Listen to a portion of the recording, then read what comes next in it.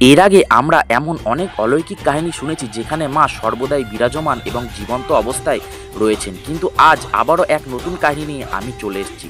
আজ কথা বলছি নবদ্বীপের জাগ্রত পোড়ামায়ের মন্দিরের কথা, যেখানে মা মহাকালী সর্বদাই বিরাজমান এবং সকল ভক্তের মনস্কামনা তিনি পূরণ করেন। শুধু তাই নয়, এখানে দেবাদিদেব মহাদেবও সর্বদাই বিরাজ করছেন জীবন্ত রূপে, যেখানে সকল ভক্তের মনস্কামনা তিনি পূরণ করেন।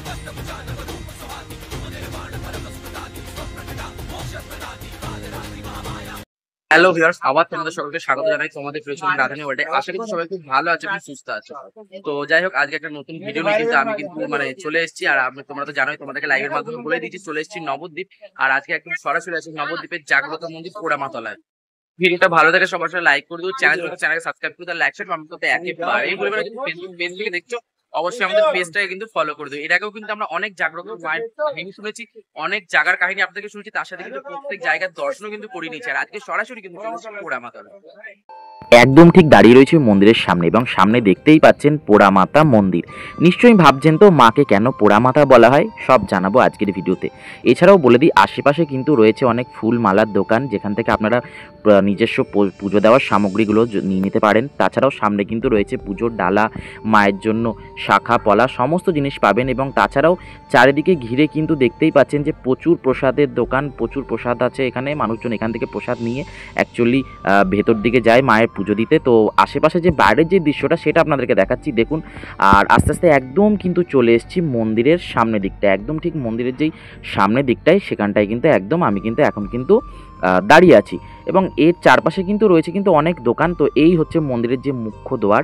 আর আপনাদেরকে বলে দিই, মায়ের যে মন্দিরটি সেটা অ্যাকচুয়ালি কিন্তু বট গাছের একদম ঠিক গোড়ার ভেতরে। কথিত আছে আজ থেকে বহু কাল আগে, মানে নবদ্বীপের যে প্রাচীনতম মন্দির তার মধ্যে একটি হচ্ছে পোড়ামায়ের মন্দির। বলা হয় পঞ্চদশ শতাব্দীতে এখানে এক ব্রাহ্মণ বাসুদেব সার্বভৌম এই বটগাছের গোড়ায় কিন্তু ঘট স্থাপন করে দক্ষিণাকালীর পূজা করতেন। এবং কোনো কারণবশত একদিন এই গাছে আগুন ধরে যায়, কিন্তু তাও এই গাছটি পুড়ে গেলেও মায়ের সেই পূজার জায়গায় কিছুই হয়নি।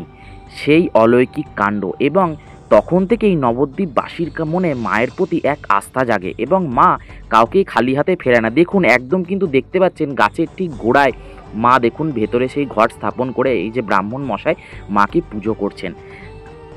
দেখুন মায়ের কি অলৌকিক লীলা, তাই না? আজ থেকে প্রায় 500 বছর আগে বলা হয় এই গাছে যখন আগুন ধরে যায়, গাছের তো কিছু হয়নি, কিন্তু সেই বট গাছ দেখুন এখনও বিরাজমান, তাই না? মায়ের কি অলৌকিক লীলা, অপূর্ব লীলা মায়ের।